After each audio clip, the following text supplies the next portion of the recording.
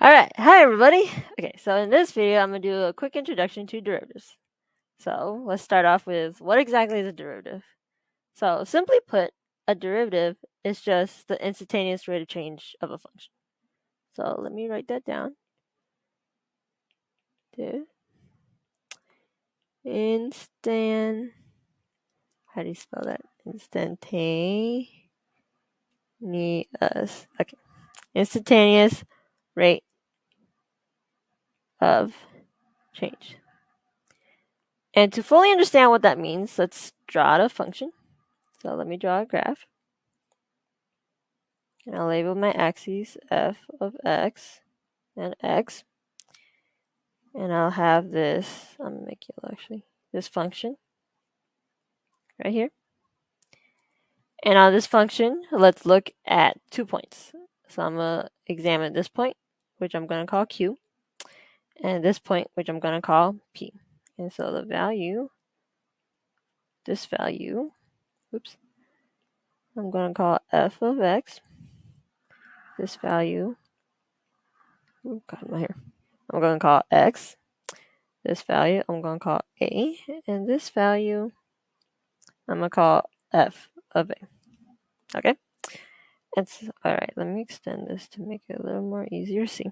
Alright, so I'm going to call this vertical difference between point Q and point P delta F. And that equals F of X minus F of A. Whoops, F of A. And similarly for the horizontal distance, I'm going to call it delta x, and that's equal to x minus a. All right, with me so far? So let's start at point Q. Imagine we start at point Q, and point Q starts moving along the function towards point P. What happens then? This delta f and this delta x starts changing as Q approaches P. And so we want to have a mathematical expression to represent that change. And so that's what a derivative is. So let's start off with the derivative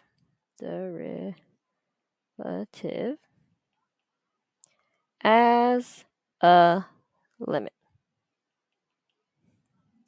And so this definition is the derivative of a function f at point A equals the limit as x approaches A of f of x minus f of A all over x minus A. And so we can see that right here, this top numerator was our delta f, and this denominator was our delta x. And it's as this x approaches this a. So that's how you can think of it. So let's do a quick example.